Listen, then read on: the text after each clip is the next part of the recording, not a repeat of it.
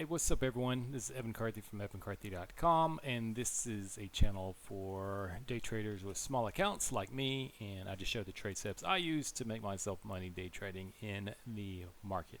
So, this one trade step I'm going to show you is one I've been using, one I discovered after a lot of trial and error for it, and one that I really like right now. So, how it works is you use the semaphores right here, either the orange or the red ones. Red are the strongest, oranges are the next ones. Then there's one other one, a green one, which I do not use. So in order to have a red, you have to have an orange one within it. So that's why you can do orange, red, reds.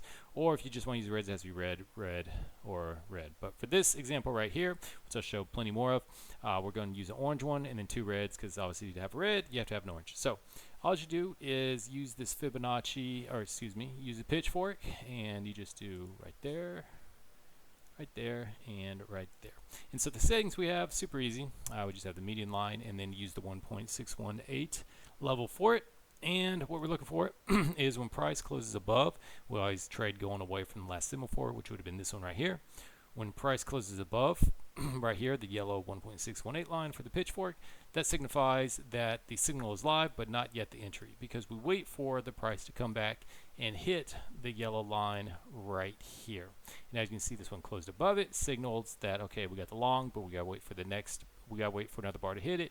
And that did not happen until it came down right here, because you can see this one went up above it right there. So when it does that, I take the simple Fibonacci retracement tool, draw it from the overall low, which is right there, up into the high. And you don't have to have these Fibonacci levels on there. I do. I just like seeing where things kind of land up with on there.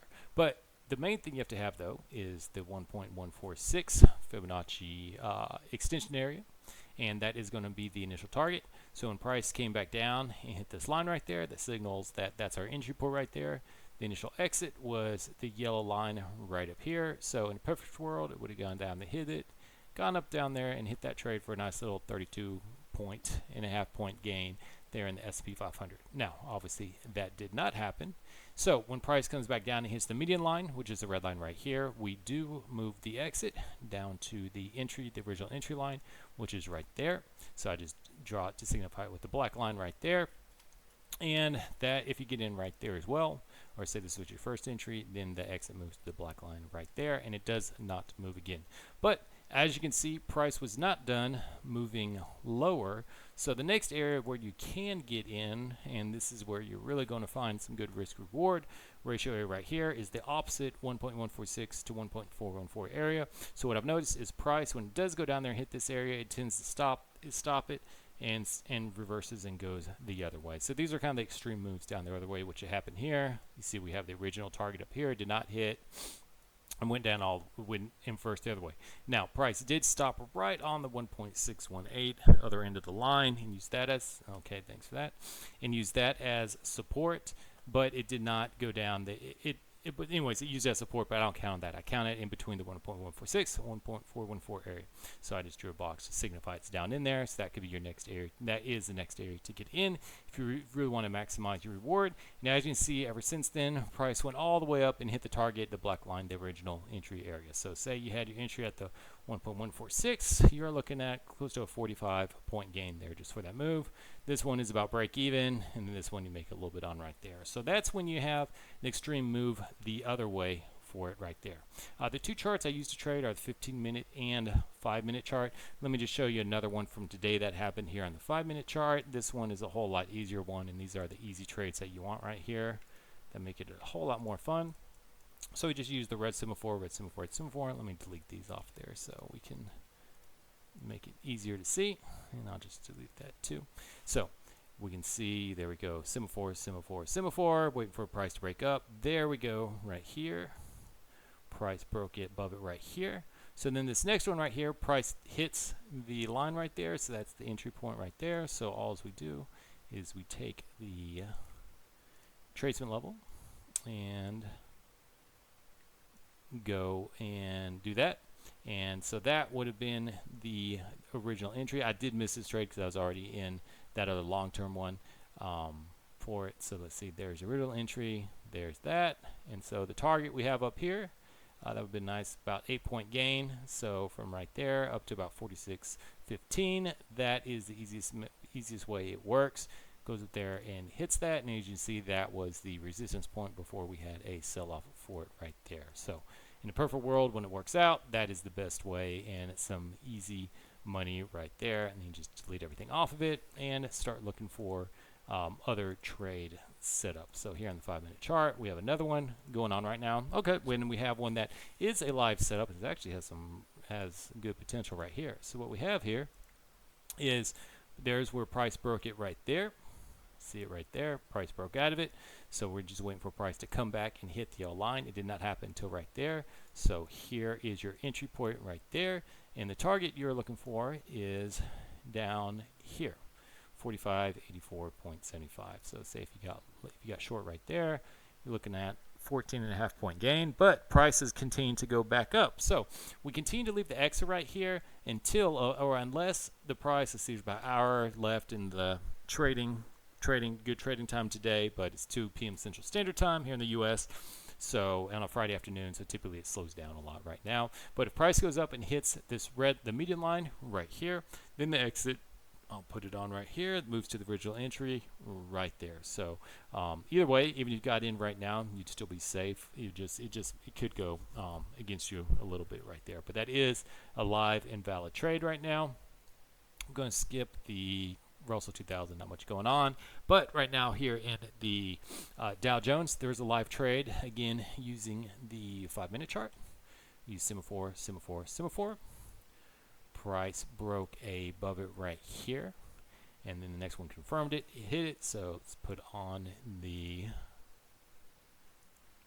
Fibonacci retracement level for a target, and there we go. There's a target right up there at 35,732. Obviously it never hit that up there and continued to go lower. So then price hit the median line, which moves the exit to right here, which was the original entry, which was right there. Actually it's going to be a little bit lower than where I currently have it.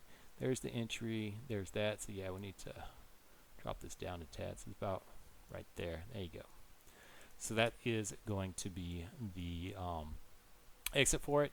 And then you can see price came back down, use support from the bottom line, but if it does get a huge sell-off, we'd be looking for, let's delete that, we'd be looking for price to come down somewhere in between here, and which would be somewhere within those boxes right there. That would be, if we do get a big sell-off down over here before this black line gets hit, that'd be a great area to go long in, because then we're looking for price to go all the way up. Oops.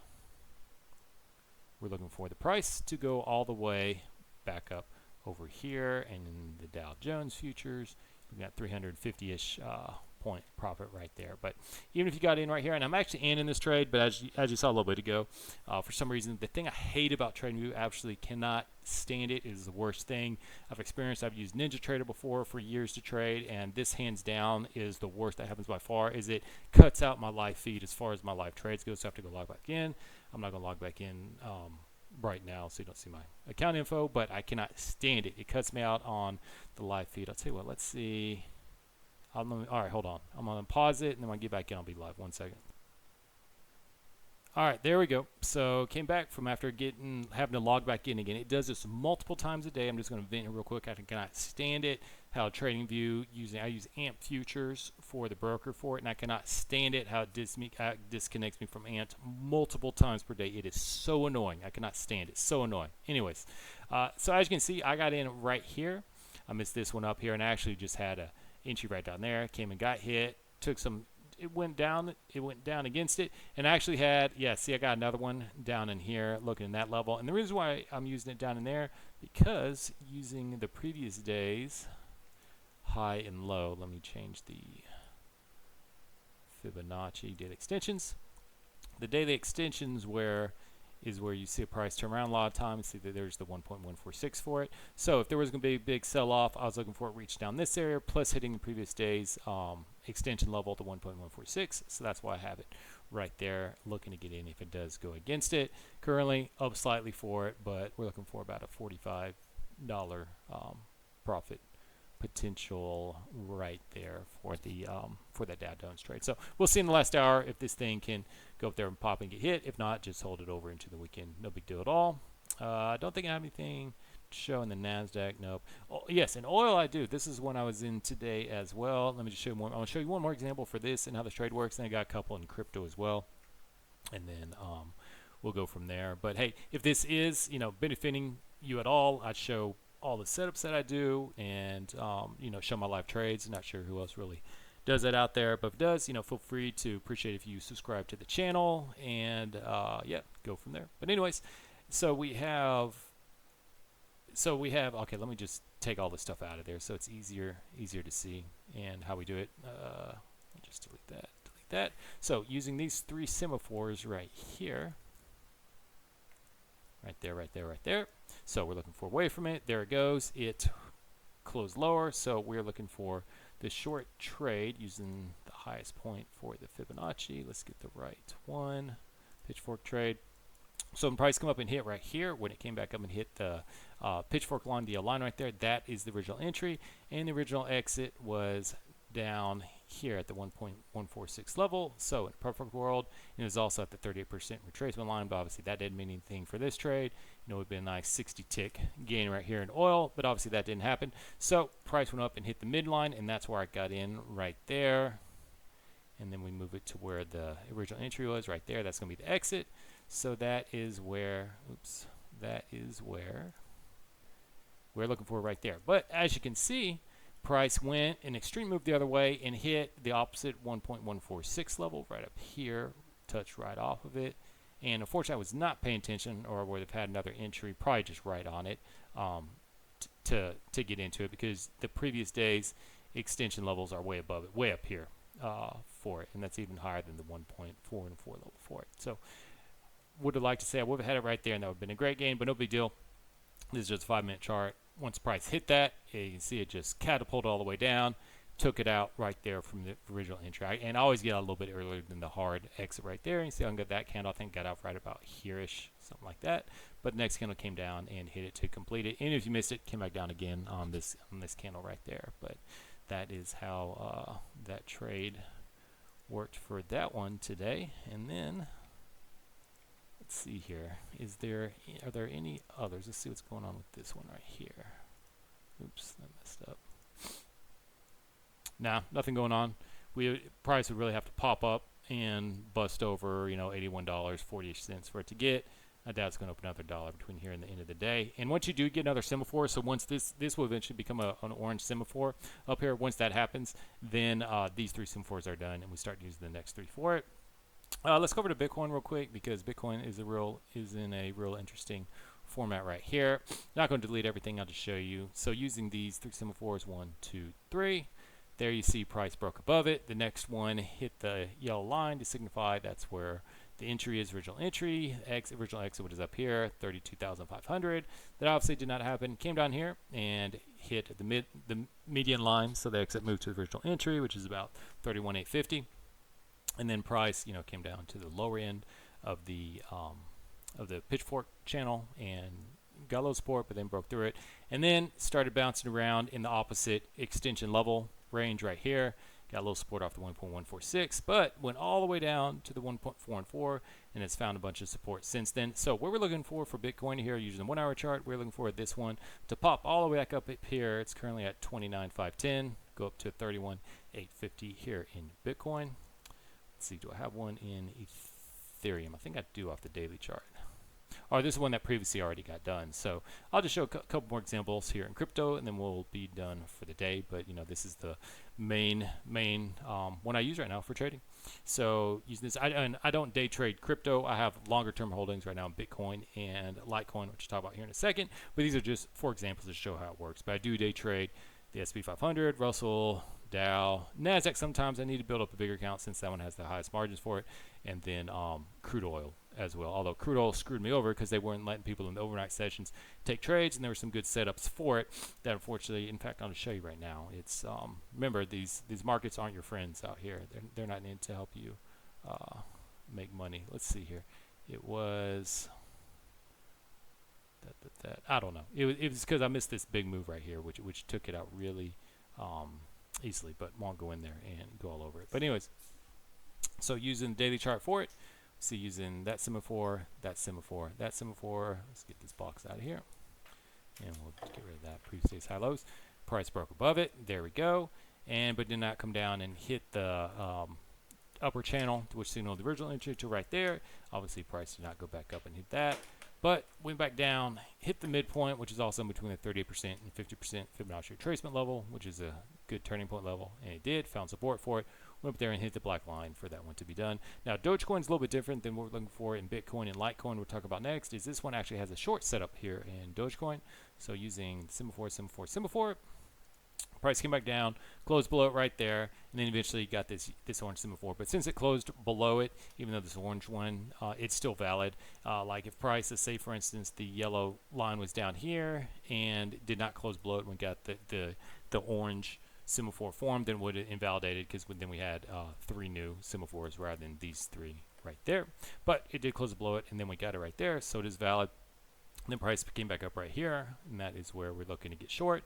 And so the exit is right down here at 0.46799, and prices continue to go against it a little bit, but it still remains the same. The only way the exit point changes if price comes up here and hits the median line right there, then the exit would move to the black line, which was the original entry point at about 0.6895607. So it could happen just because Bitcoin, always leads the markets. And with it, we're looking for in Bitcoin about $2,000 plus run up here to complete that. It could take Dogecoin up to it to hit this line up there, and that would move the short target up to this area right there. Last but not least, Litecoin is currently in a long setup like Bitcoin is. So using semaphore, and these are using the daily charts. Price broke out. You see it broke out close above it. The very next candle hit it right there. So that is the entry point. Now we draw the Fibonacci levels. Target's up here at $118.65. But if price continues to go down, hits the midline right here, then we move the target to where the entry point was, which was right there. It's currently not there yet. So the target is still at $118.65. So when we get this Bitcoin move up to in the 1 hour chart, so it's a shorter term time frame, to hit this, we would expect it to take Litecoin in the daily chart up to it as well, which wouldn't be that big of a deal. I mean, it's already at north of 112, 113, or $114. So popping another $4, getting hit up there wouldn't be out of the realm of ordinary for it to happen. And then if it does that, look for it to take potentially Dogecoin to hit this median line, which would move the target out from the short side from down here at about 0.469, or 0.0469 to about 0.06905. So anyways, that is the main trade setup I'm using right now. Works on all time frames and all periods. So hope that helped. And again, if it benefits you, just let me know. Please subscribe to the channel, and I'll next week be showing other setups that I'm currently in and ones I'm using. And anytime I develop a new setup that I take, I'll be sure to show that one as well. All right, thanks. Have a great weekend. Bye.